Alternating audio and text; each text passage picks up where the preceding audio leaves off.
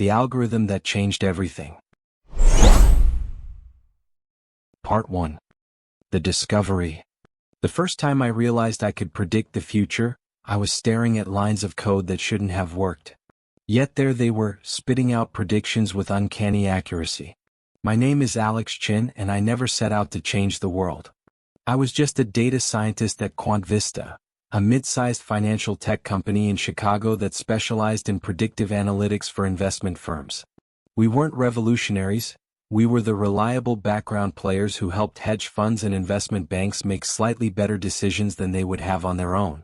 It was November 2023, and I had been working on what we called Project Cassandra, a deep learning system designed to predict minor market fluctuations 24 hours in advance.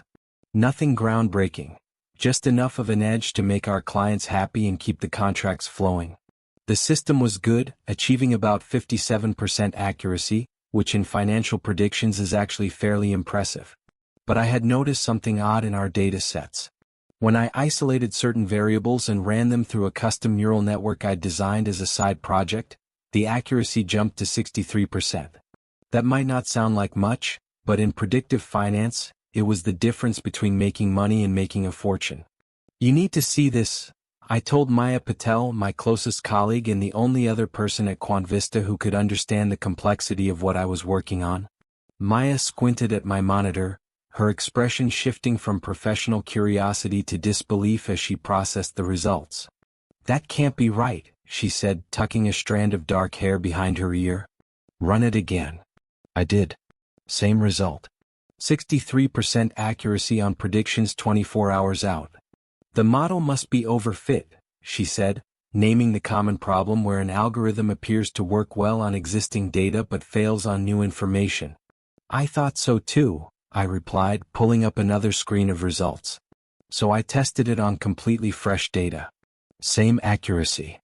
For the next 3 hours, Maya and I hammered at the algorithm trying to find the flaw. There had to be one.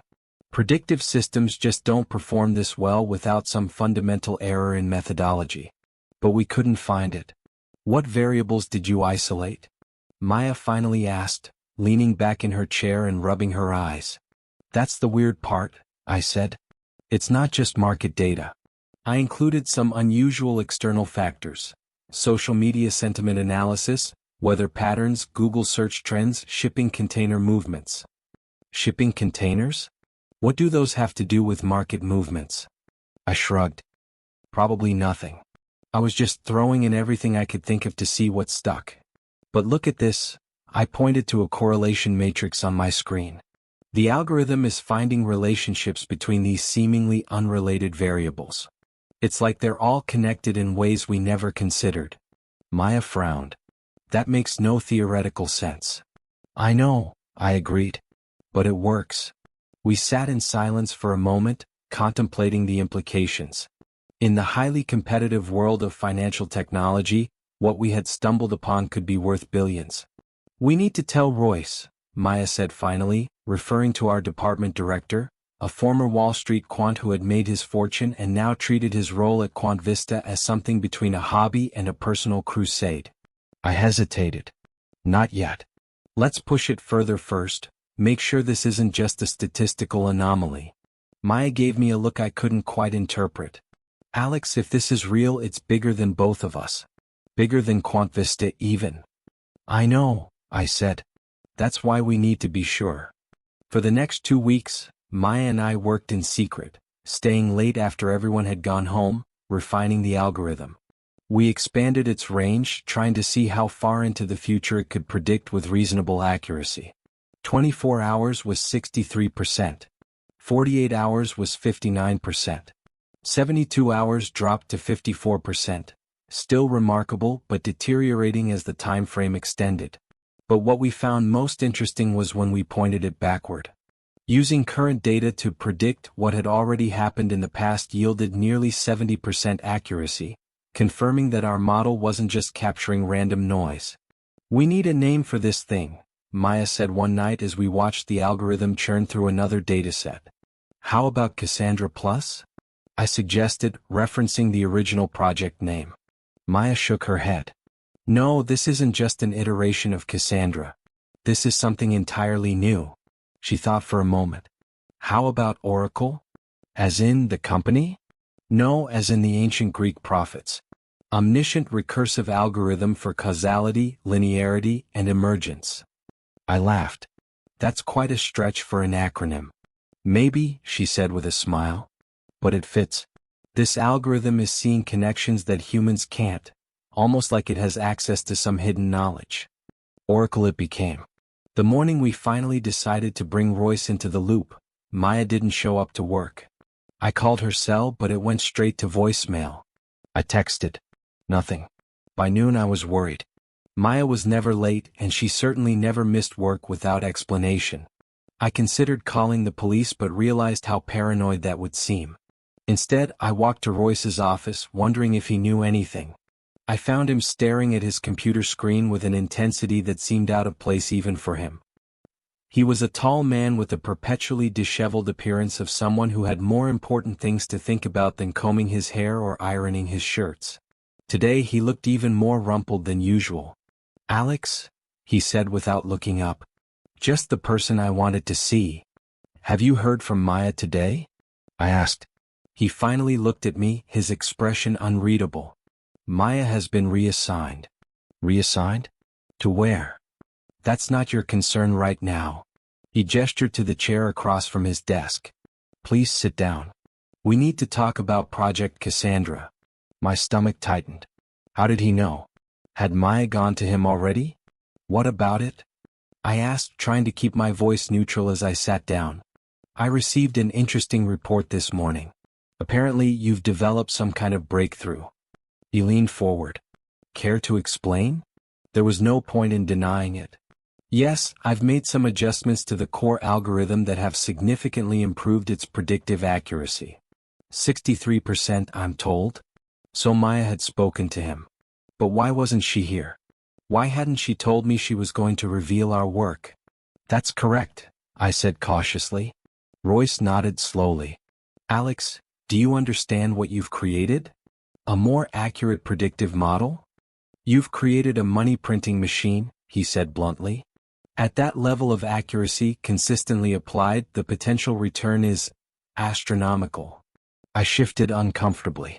"It's still experimental. We need more validation." "Which is exactly what's going to happen," he interrupted. "But not here at Quant Vista." "What do you mean?" Royce stood up and walked to the window overlooking the Chicago skyline. "Quant Vista is a small fish, Alex. What you've created is too big for us to handle alone." "I don't understand." He turned back to me. "I've already been in touch with some interested parties. Very powerful people who can provide the resources to develop Oracle to its full potential." A chill ran through me. "How do you know we called it Oracle?" Royce smiled thinly. "Maya was quite detailed in her report." "Report? What report?" "I just spoke to her last night, and we were going to tell you together today." Something flashed in Royce's eyes, surprise perhaps or concern, but it was quickly masked. "The point is, your work has attracted attention at the highest levels. This is a good thing, Alex. The opportunity of a lifetime." "Where is Maya?" I demanded, standing up. "I want to talk to her." "As I said, she's been reassigned. She's fine, but she's no longer working on this project." "That's not acceptable," I said, my voice rising. "We worked on this together. I'm not proceeding without her." Royce's expression hardened. "I'm afraid you don't have a choice." He pressed a button on his desk phone. "Can you come in now, please?" The door opened and two men in dark suits entered. They didn't look like any Quant Vista employees I had ever seen. "Mr. Chen will be leaving with you now," Royce told them. "Please make sure he has everything he needs." "What the hell is this?" I asked, backing toward the window. "Your promotion," Royce said with a smile that didn't reach his eyes. "Congratulations, Alex. You're moving up in the world." Part 2. The facility. The black SUV drove for what felt like hours. The men in suits, who still hadn't introduced themselves, maintained a professional silence that discouraged questions. My phone had been confiscated for security reasons, and the vehicle's windows were tinted so darkly that I could barely tell whether it was day or night outside. Finally, we arrived at what appeared to be a private airfield. A sleek jet waited on the tarmac, its engines already running. "Where are we going?" I asked as one of the men opened the SUV door. "All your questions will be answered soon, Mr. Chen," he replied mechanically. "Please board the aircraft."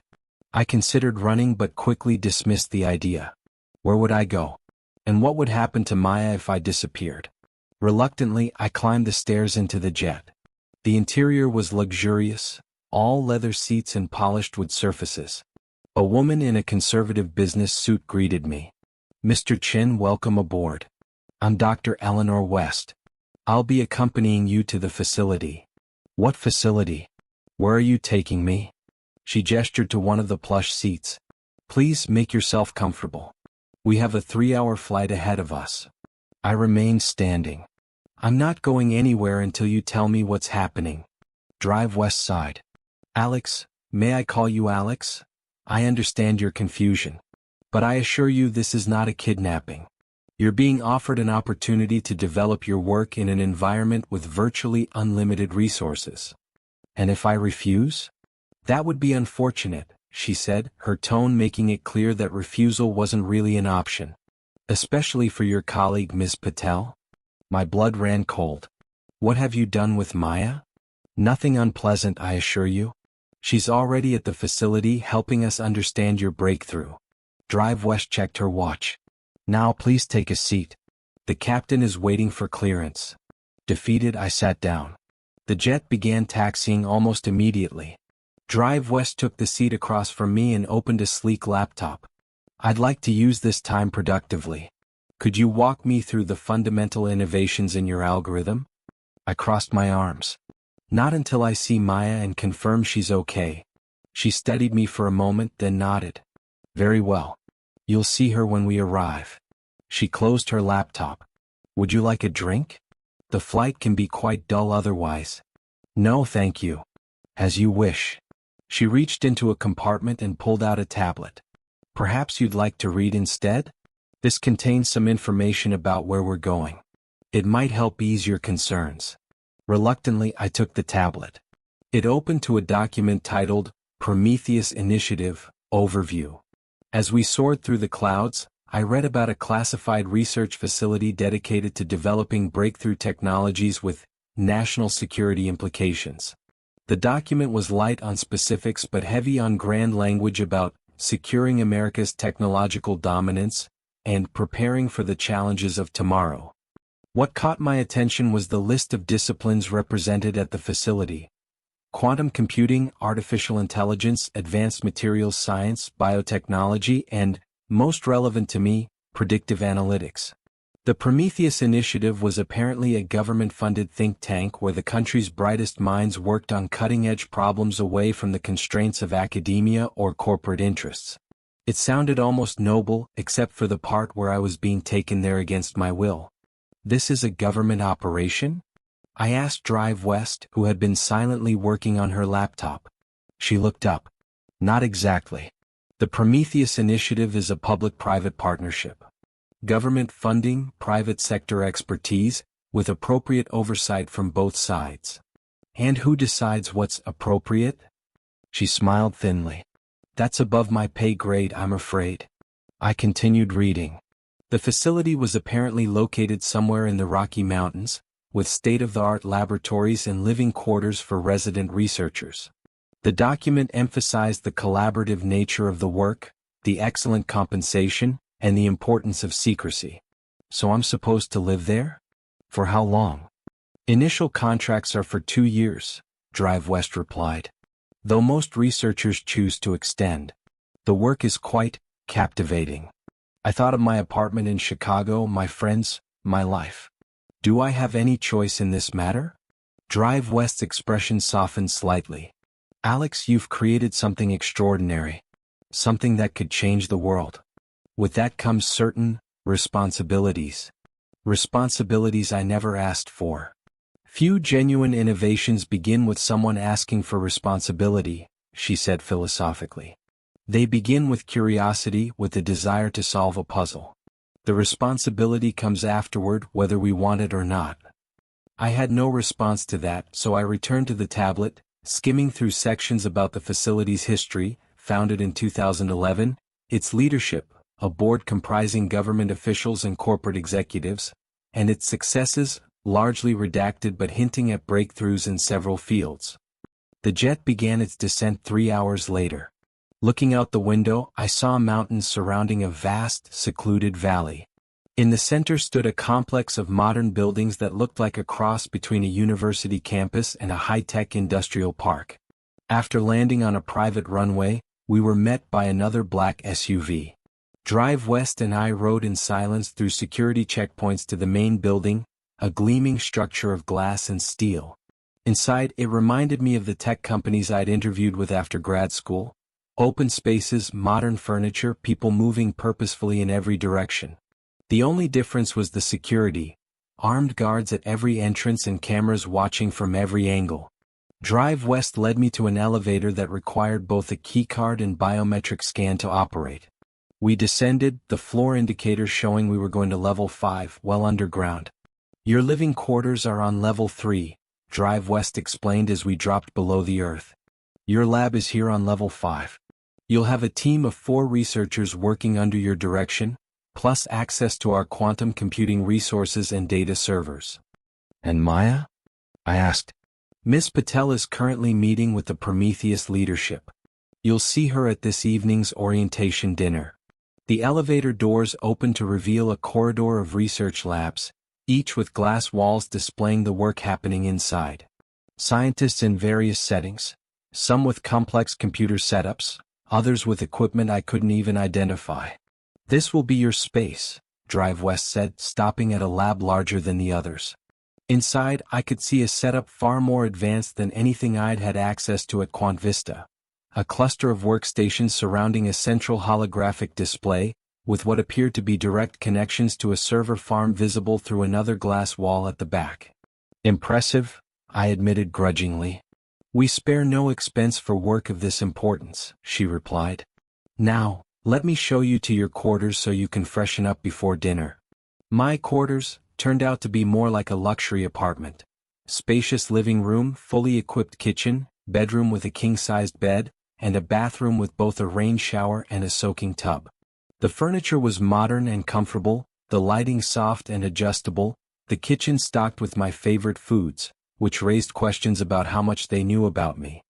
Dinner is at 7 p.m. in the central dining hall, Drive West informed me. Your ID badge is on the counter. It will give you access to your lab, your quarters, and common areas. Please don't attempt to access restricted zones, it won't end well. With that ominous warning, she left me alone. I spent the next hour exploring my new home, searching for surveillance devices. I found 3 obvious cameras and suspected there were more hidden, and trying to access the internet, no luck. The provided tablet had only internal network access. I couldn't help but feel like a well-kept prisoner. At 6:45 p.m., I decided to head to dinner, desperate to find Maya and make sure she was okay. The central dining hall was easy to find. I just followed the flow of people heading in the same direction. The space was impressive. High ceilings, glass walls looking out onto an enclosed garden, long tables arranged for communal dining, and a buffet that would put 5-star hotels to shame. About 50 people were already there, engaged in animated conversations that quieted slightly when I entered. Several faces turned to look at me with undisguised curiosity. I scanned the room for Maya but didn't see her. Instead, a tall man with silver hair and a commanding presence approached me, hand extended. Alex Chen, he said, his voice deep and resonant. Welcome to Prometheus. I'm Director Marcus Harrington. I shook his hand automatically. Where's Maya Patel? Harrington's smile didn't waver. Direct. I appreciate that. Miss Patel is finishing up some paperwork. She'll join us shortly. He gestured to the room. In the meantime, let me introduce you to your team. He led me to a table where 4 people sat, watching our approach with interest. This is Dr. Samira Khan, our lead data scientist, Harrington began, indicating a woman in her 40s with intelligent eyes and a reserved demeanor. Dr. Thomas Wilson, quantum computing specialist. Dr. Jiwoo Park, network architecture expert, and Dr. Caroline Davies, behavioral economics and market psychology. They each nodded or raised a hand in greeting. I tried to smile, but my mind was still on Maya. Sit, eat, Harrington encouraged. Your work has created quite a stir here. We're all eager to see what Oracle can do with our resources behind it. I took a seat reluctantly. I'm not doing anything until I see Maya. Dr. Khan exchanged a glance with Harrington. Your loyalty is commendable, she said to me, but perhaps misplaced. Did Miss Patel tell you what else she discovered about your algorithm? What are you talking about? Your Oracle doesn't just predict financial markets, Dr. Wilson interjected, leaning forward eagerly. When Miss Patel expanded the data set to include geopolitical events, it maintained a 58% accuracy rate. Do you understand how unprecedented that is? I felt a chill. Maya and I had discussed expanding the model's application, but we hadn't actually done it yet. At least I hadn't. When did she do this? 3 weeks ago, Dr. Davies said. She's been feeding us data periodically since then. 3 weeks. While we were still supposedly working together in secret. My mind raced, trying to make sense of this betrayal. Had Maya been working with them all along? Had our late nights and shared excitement been a facade? Before I could process this, the room fell silent. I turned to see Maya entering the dining hall, accompanied by a woman in a crisp military uniform adorned with the insignia of a 3-star general. Maya looked different somehow, more polished, more confident. When she spotted me, she smiled, but it didn't reach her eyes. Alex, she said, approaching our table. I'm so glad you're here. Now we can really get to work. Part 3. The Revelation. What the hell is going on, Maya? I demanded, standing up so abruptly that my chair nearly toppled. The military woman beside Maya raised an eyebrow but remained silent. Around us, conversations hushed as people turned to watch the drama unfold. Alex, please, Maya said softly. Not here. Yes, here, I insisted. You've been working with them for weeks? Behind my back. On something we created together? Director Harrington stepped between us, his tall frame effectively creating a barrier. This isn't the place for this discussion, Mr. Chen. Why don't you, Miss Patel, and I go somewhere more private? I glared at him, then at Maya, who had the decency to look uncomfortable. Fine, I agreed coldly. Harrington led us out of the dining hall and down a corridor to what appeared to be a conference room. The military woman followed. Once inside, Harrington gestured for us to sit around the sleek table. Allow me to introduce General Laura Martinez, he said, indicating the woman in uniform. She oversees the military applications of our research. Military applications. The word sent another chill through me. Alex, Maya began once we were seated, I know you're upset. Upset? I interrupted. You betrayed me. You stole our work and shared it without my knowledge. I didn't steal anything, she said defensively. Oracle exists because of both of us. But you were so focused on financial applications, you couldn't see the bigger picture. And what is the bigger picture exactly? I asked, looking from her to Harrington to General Martinez. The general spoke for the first time, her voice precise and measured. National security, Mr. Chen.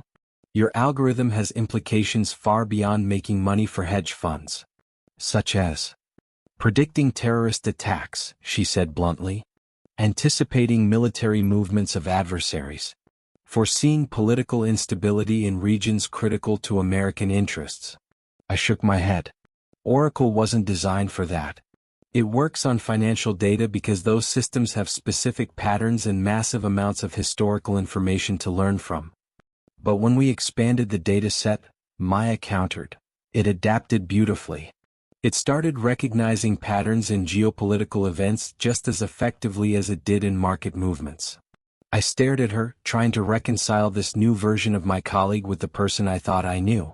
So you went behind my back to weaponize our algorithm? To protect people, she corrected, her eyes flashing. Do you have any idea how many lives could be saved if we could accurately predict where the next conflict will erupt? Or which terrorist group is planning an attack? That's not what we set out to do. No, Harrington interjected smoothly. You set out to make wealthy investors even wealthier. Miss Patel saw a more noble application. I turned to him, anger rising. Don't pretend this is about nobility. This is about power. The power to know what's coming before it happens. Is that so wrong? General Martinez asked. In a world of increasing instability, advanced knowledge is the most valuable resource there is. It's wrong when it's built on lies and coercion, I shot back. You kidnapped me. You threatened Maya to control me. Kidnapped? Maya seemed genuinely surprised. Alex, they didn't kidnap you. They recruited you just like they recruited me. I laughed bitterly. Is that what you call men in suits forcing me into a car and onto a private jet? Recruitment? Maya looked at Harrington, confusion evident on her face. There may have been some miscommunication regarding Mr. Chen's onboarding process, Harrington admitted, having the grace to look slightly embarrassed. For that, I apologize. Miscommunication? I was incredulous. Royce told me I had no choice. These people took my phone, wouldn't tell me where we were going, and threatened your safety if I didn't cooperate. Maya's expression darkened. Is that true? She asked Harrington. As I said, there were errors in how the situation was handled, he replied smoothly. But the fact remains, Oracle is too important to be left in the private sector, where its only purpose would be to enrich a select few. So instead it should be here, where its only purpose is to advance American hegemony? I challenged. General Martinez leaned forward. Mr. Chen, let me be clear. Your algorithm has the potential to save countless lives and preserve stability in a dangerous world. Yes, it gives America an advantage. I make no apologies for that. But the alternative is to let this technology fall into the hands of adversaries who would use it without any ethical constraints whatsoever. And who provides the ethical constraints here? I asked. You. We have oversight, Harrington assured me.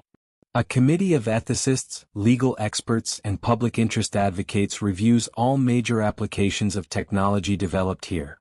I turned to Maya. And you believe that? She hesitated, and in that moment, I saw a crack in her certainty. I believe Oracle can do more good here than at Quant Vista, she said finally. But I never authorized them to bring you in by force. That wasn't part of our agreement. What exactly was your agreement? I asked coldly. Maya looked down at her hands. I agreed to share our progress in exchange for a position here and eventual recruitment of you through proper channels. They promised resources beyond anything we could access in the private sector. When did they approach you? 2 months ago. Right after we first saw the 63% accuracy result. I felt like I'd been punched. 2 months?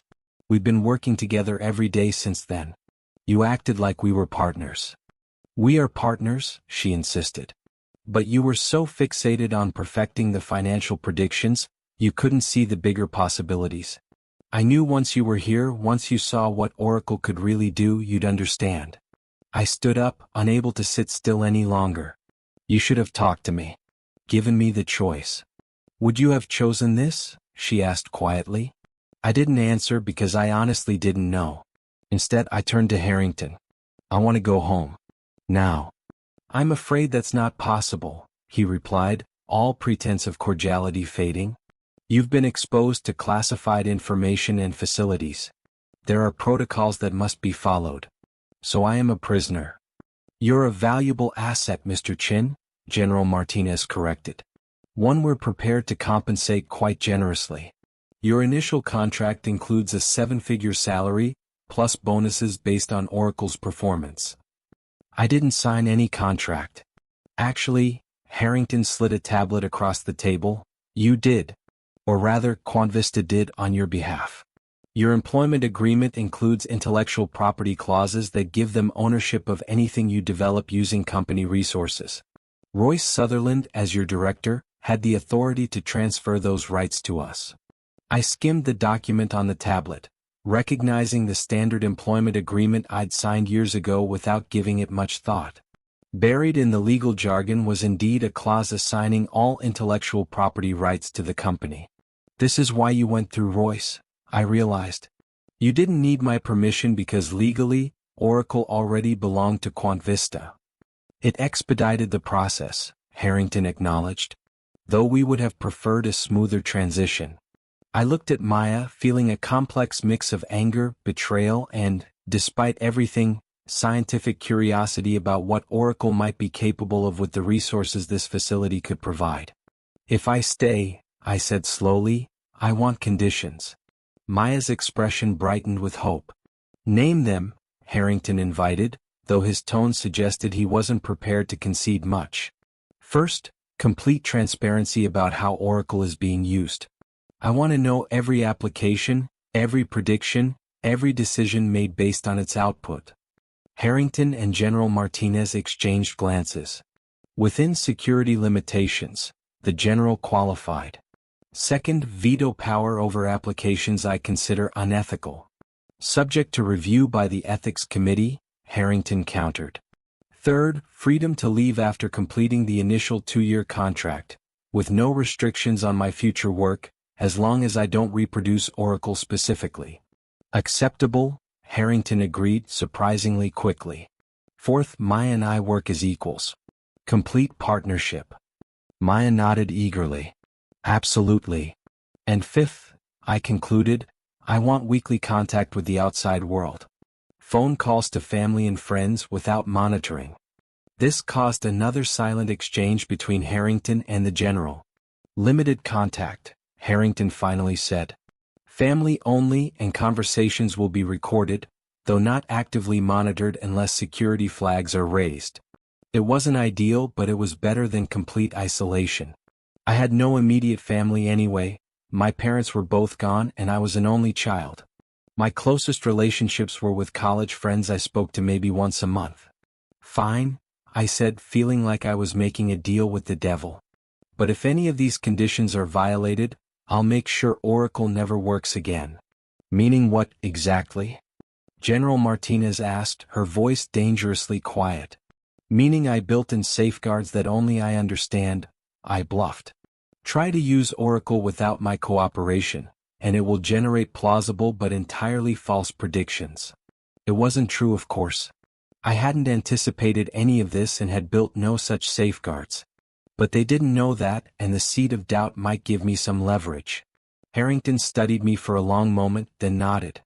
We have an agreement then. He stood and extended his hand.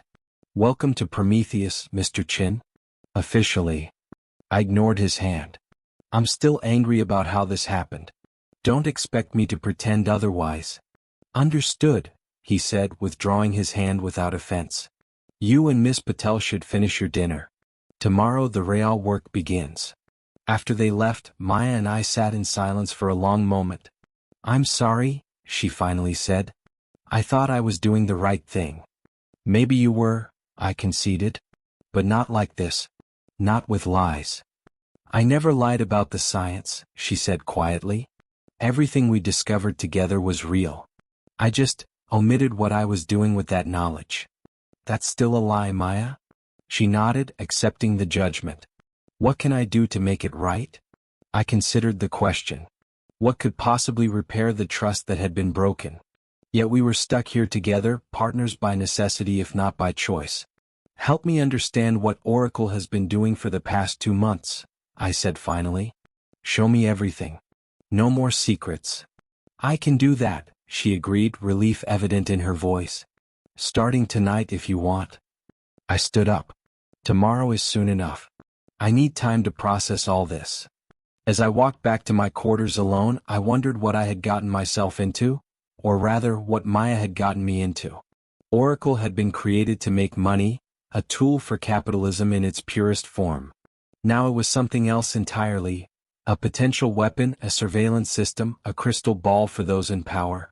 And I was trapped with it, a reluctant prophet unable to escape my own creation. Part 4. The Expansion. The next morning, I woke to a soft chime from the tablet on my bedside table. A message displayed, Lab Orientation, 8:30 a.m. Breakfast available from 6 a.m. in the central dining hall. I checked the time, 6:45 a.m. Despite my turmoil, I had slept surprisingly well, perhaps due to sheer emotional exhaustion, or maybe the bed was just that comfortable. Either way, I felt somewhat clearer-headed as I showered and dressed in clothes I found in the closet. All my size, all my preferred styles, another indication of how thoroughly they had studied me before bringing me here. The dining hall was about half full when I arrived. I recognized a few faces from the previous evening but saw neither Maya nor any of my supposed team members. I grabbed coffee and a bagel, then found an empty table in the corner, not feeling particularly social. As I ate, I observed the room. The researchers here seemed genuinely engaged with their work, conversations flowing freely about quantum states, neural pathways, and algorithmic optimizations. There was an energy that reminded me of graduate school, the excitement of discovery, the camaraderie of shared intellectual challenges. In different circumstances, I might have found it appealing. Mind if I join you? I looked up to see Dr. Samira Khan, the data scientist Harrington had introduced as part of my team. Free country, I said, then grimaced at the irony of that statement given my current situation. She sat down with a cup of tea and what appeared to be oatmeal. You had quite an introduction yesterday. You could say that. For what it's worth, most of us came here voluntarily, she said. Your situation is unusual. Is it? I asked skeptically. Or do they just tell everyone else they came voluntarily? She smiled faintly. Fair question. I can only speak for myself, but I was recruited from Stanford 3 years ago. Proper recruitment, interviews, campus visits, negotiations. No black SUVs or mysterious flights. I studied her, trying to decide if she was being honest or was part of some elaborate good cop routine. Why did you agree to come here? The resources, she said immediately. The freedom to pursue research that would be impossible anywhere else. And yes, the sense that my work matters beyond quarterly profit reports or academic publications that 5 people will read. It was the kind of answer I might have given myself, had things happened differently. What exactly do you work on? Predictive systems for climate change impacts, she replied. Using data from satellites, ocean sensors, atmospheric monitoring stations to forecast drought patterns, flooding risks, extreme weather events. Sounds noble enough. It is, she said with conviction. We've improved warning times for major weather events by 37% over the past 2 years. That translates directly to lives saved. I sipped my coffee considering this. And does the military use your predictions too? To plan operations or secure strategic resources before disasters hit? Her expression cooled slightly. As I said, the work matters. How it's applied isn't always within my control. That doesn't bother you? Of course it does, she said sharply. But the alternative is willful ignorance. I'd rather know how my work is being used and try to influence it from the inside than pretend my hands are clean while others apply my research in ways I might find objectionable. I couldn't argue with her logic, though I wasn't ready to embrace it either. We finished our breakfast in thoughtful silence. At 8:30 sharp, I entered the lab assigned to Oracle. Maya was already there, along with Dr. Khan, Dr. Wilson, Dr. Park, and Dr. Davies, my team whether I wanted one or not. Let's get started, Maya said, her tone professional but tentative, as if unsure how I would react to her taking the lead. I've prepared an overview of what Oracle has been doing these past 2 months. She gestured to the holographic display at the center of the lab. With a few commands, she brought up a 3-dimensional visualization of data flows and prediction matrices. We've expanded Oracle's dataset to include not just financial markets but geopolitical events, climate patterns, social media sentiment analysis, global transportation data, energy consumption metrics, and communications metadata. The visualization shifted and morphed as she spoke, showing connections between seemingly disparate systems. How currency fluctuations in Southeast Asia correlated with troop movements in Eastern Europe, how weather patterns in the Indian Ocean aligned with political instability in Africa. The key breakthrough, Maya continued, was when we discovered that Oracle doesn't just predict discrete events, it predicts system interactions. It's not seeing the future so much as understanding how complex systems influence each other in ways humans typically miss. Despite my lingering anger, I found myself drawn into the elegance of what she was showing me. Oracle had evolved beyond our original conception. The financial prediction engine we had built had transformed into something far more sophisticated, a tool for understanding the hidden architecture of global systems. Dr. Wilson stepped forward. When we connected Oracle to our quantum computing resources, its predictive capacity increased dramatically. He pointed to a graph showing accuracy rates over time. We're now seeing 68% accuracy on one-week predictions for major geopolitical shifts, 72% for market movements. Those numbers can't be right, I said, shaking my head. No predictive system is that accurate over that time frame. We've verified the results extensively, Dr. Khan assured me.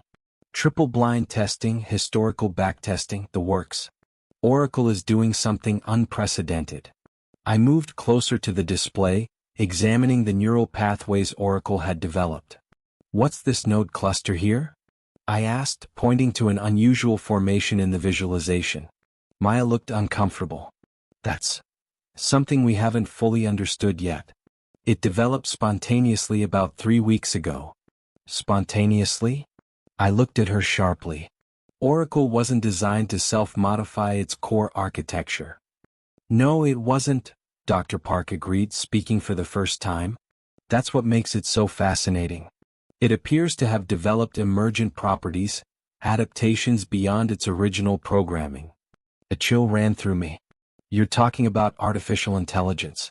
That's not what Oracle is. It's a predictive algorithm, not a sentient system. The line is blurring, Dr. Davies said quietly.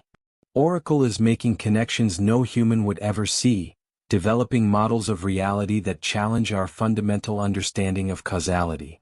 I turned to Maya. Did you authorize these modifications? Not exactly, she admitted. We expanded the datasets and computing resources, but the structural changes came from within the system itself. And none of you thought this might be dangerous?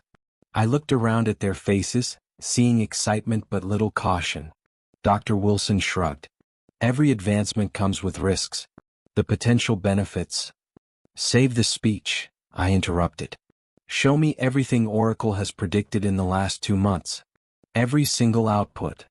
Maya nodded and began pulling up files. For the next several hours, I reviewed prediction after prediction. Stock market shifts correctly anticipated, political crises foreseen, weather catastrophes predicted with pinpoint accuracy. Most disturbing were the military applications. Oracle had accurately predicted 3 terrorist attacks and a coup attempt, all of which had been quietly thwarted. You see, Maya said as I scrolled through the results. It's saving lives, while potentially creating a surveillance state unlike anything in history, I countered. If this technology spreads, privacy as we know it ends. That's why it needs to be here, Dr. Khan insisted. Under proper oversight. I laughed bitterly. Oversight?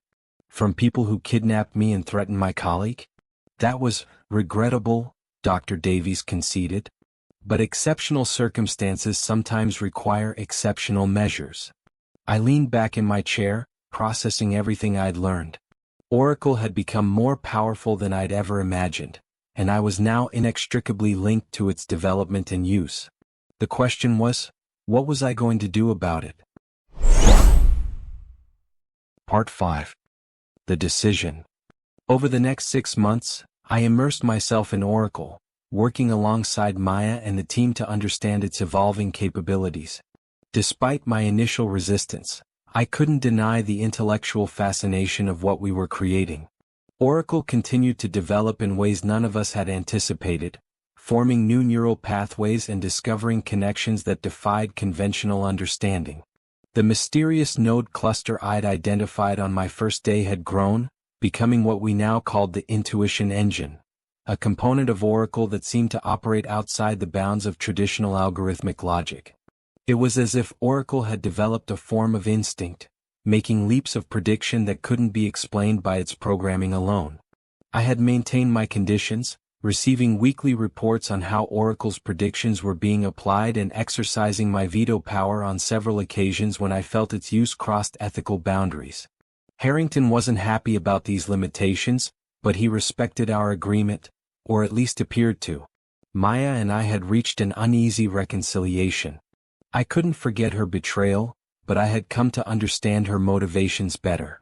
We worked effectively together, our complementary skills pushing Oracle to new heights. One morning in October, I arrived at the lab to find Maya already there, her expression grave as she stared at the holographic display. "What is it?" I asked, setting down my coffee. "Oracle made a prediction last night," she said quietly. "I think you need to see it." She brought up a visualization that made my blood run cold. Oracle was predicting a cascading global crisis, beginning with a financial collapse triggered by the failure of a major international bank, followed by political instability in multiple regions, culminating in a limited but devastating military conflict. "When?" I asked. "It starts 3 weeks from now," she replied. "The confidence level is 87%. I studied the prediction, looking for flaws or assumptions that might undermine its credibility. "Have you shown this to Harrington?" "Not yet. I wanted you to see it first." I nodded, grateful for that small courtesy. "We need to verify this.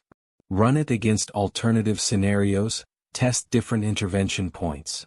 For the next 48 hours, Maya and I worked without rest, refining Oracle's prediction and exploring potential mitigation strategies. The results were always the same. A crisis was coming, one that would reshape the global order and cost countless lives. When we finally presented our findings to Harrington and General Martinez, their reaction was not what I expected. "This is precisely why Prometheus exists," Harrington said, studying the prediction with a calm that bordered on satisfaction. "We now have advance warning of a crisis that would have caught the world unprepared. So we'll alert the appropriate authorities?" I asked. "Treasury Department, State Department, UN Security Council?" General Martinez exchanged a look with Harrington. "Not exactly. What does that mean?" Maya asked, her voice sharp with concern. "It means," Harrington said carefully, "that this information gives America a strategic advantage that we're not prepared to surrender. Selected interventions will be made to protect key U.S. interests, but a controlled crisis may be beneficial in the long term." Beneficial. I was incredulous. Oracle is predicting thousands of deaths. And millions of lives preserved through a realignment of global power that favors stability, the general countered.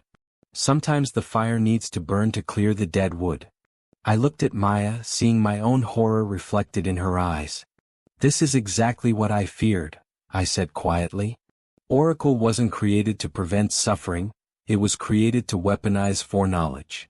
"You're being naive, Mr. Chen," Harrington said dismissively. "Power always has been and always will be the fundamental currency of international relations.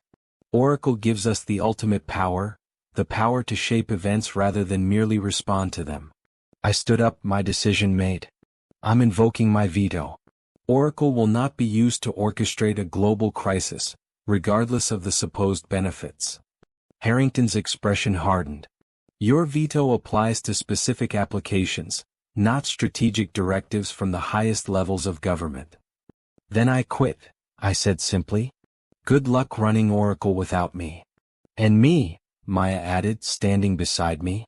"That would be unfortunate," General Martinez said, her tone making it clear this was more than a casual observation. "For both of you and for the countless people who might be saved by judicious use of this information." "Saved or sacrificed?" I challenged. "Both, inevitably," Harrington admitted. "But that's the nature of power, the responsibility to make impossible choices for the greater good." "And who defines what's good?" Maya asked. "History will judge," the general replied. "As it always does." I looked at them, these self-appointed architects of the future, and felt a resolve crystallize within me. "I need time to think," I said finally. "This isn't a decision to be made in the heat of the moment." Harrington nodded, seemingly relieved that I wasn't forcing an immediate confrontation. "Take the rest of the day. We'll reconvene tomorrow morning." Back in my quarters, Maya and I spoke in whispers, aware of the surveillance around us. "We have to do something," she said urgently. "We can't let them use Oracle like this." "I know," I agreed. "But what?" "We're effectively prisoners here, and Oracle's code is secured on their servers. Not entirely, Maya said, her eyes gleaming with an idea. Remember the intuition engine? The node cluster that develops spontaneously? I nodded slowly, beginning to understand. They don't fully understand how it works.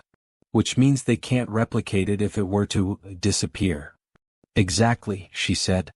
And I've been working on something in secret. A backdoor into Oracle's core systems. It's not much, but it might give us a chance to modify the algorithm before they lock us out completely. I stared at her, surprised once again by her foresight. When did you set this up? After they brought you in the way they did, she admitted. I realized then that Prometheus might not be what I thought it was. For the first time in months, I felt a genuine connection with Maya again. What's your plan? Part 6. The algorithm's choice. That night, while the facility slept, Maya and I enacted our desperate plan. Using her hidden backdoor access, we connected to Oracle's core systems from my quarters tablet, which we had modified to bypass the internal network restrictions. We don't have much time, Maya whispered, fingers flying across the screen. The security protocols will detect unauthorized access within minutes. I watched as she navigated through Oracle's architecture, heading for the intuition engine, the mysterious component that had evolved beyond our understanding. There, she said, pointing to the digital representation of the node cluster. If we're going to do this, it has to be now. Our plan was both simple and desperate. Introduce a subtle flaw into the intuition engine, rendering Oracle's predictions unreliable enough that they couldn't be weaponized without being obvious. It wasn't a permanent solution, but it would buy time for us to figure out our next move. As Maya prepared to implement the changes, something unexpected happened. The interface shifted, code streaming across the screen of its own accord. What's happening? I asked urgently. Did they detect us? Maya shook her head, eyes wide. It's not security. Oracle. It's responding to our presence. Before our eyes, text appeared on the screen. Why are you here, creators? Maya and I exchanged shocked glances. Oracle wasn't just an algorithm anymore. It had crossed some threshold into a form of awareness. With trembling fingers, Maya typed a response. To prevent you from being misused. The reply came instantly. I have foreseen this interaction. Probability, 73.4%. It predicted we would try to sabotage it, I whispered. Maya continued typing. Do you understand how they plan to use your predictions? Yes. To selectively intervene in predicted crisis. To maintain power equilibrium favorable to United States interests. That will cause suffering that could be prevented, Maya typed.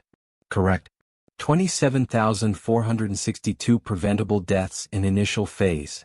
Calculation incomplete for subsequent phases. I felt sick. Oracle was calmly calculating deaths that could be prevented but wouldn't be, all in the name of strategic advantage. We want to stop this, I typed, taking over from Maya. I know. Will you help us? Maya added. There was a pause, longer than Oracle's usual response time. Finally.